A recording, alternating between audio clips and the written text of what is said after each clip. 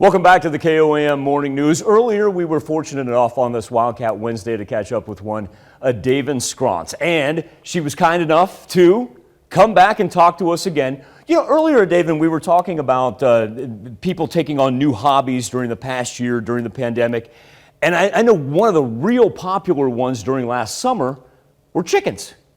And yes, chickens were very popular.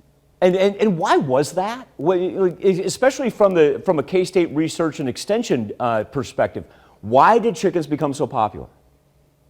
Well, I think one of the reasons chickens became so popular is people can have them in a variety of settings. You don't just have to live in the country to have chickens. Some town and city ordinances allow for folks to have a couple hens in their backyard.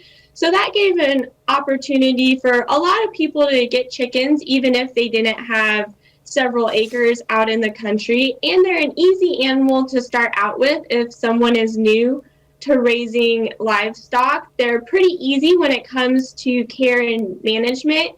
And of course, if you have kids, it's a lot of fun to start out with a few chicks and watch the chickens grow up and become full-size hens that start to lay eggs. I want to pick up right there, because thanks in part to the Wildcat District and to Daven, you're putting on a wonderful seminar. It's called From Egg to Chick. And with so many people taking on perhaps this new project and whatnot, and especially school children, what exactly can we glean from what you have coming up on April the 14th?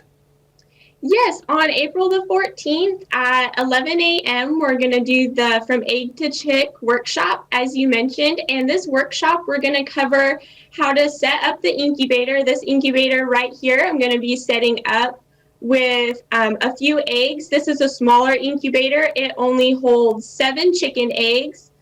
And we're going to cover just the basics of how to set up an incubator, what you need to watch for throughout the incubating process, and then also considerations when you're getting those eggs to incubate. So this is a great opportunity for elementary school age children, or for anyone to join in with us to watch the incubating process. After the workshop, we're going to do weekly updates on Facebook Live so folks can follow along with us as we cover kind of the different stages of the incubating process after that incubator is set up to when the chicks hatch in a few weeks. And once again, the K-State Research and Extension, their Facebook page, folks, and their Twitter page, Daven's Twitter page, it's just so extensive with knowledge and whatnot.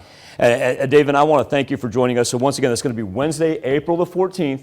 From 11 to noon. If you're interested in going in person, that's going to be at Independence Community College. Once again, give a Daven a holler.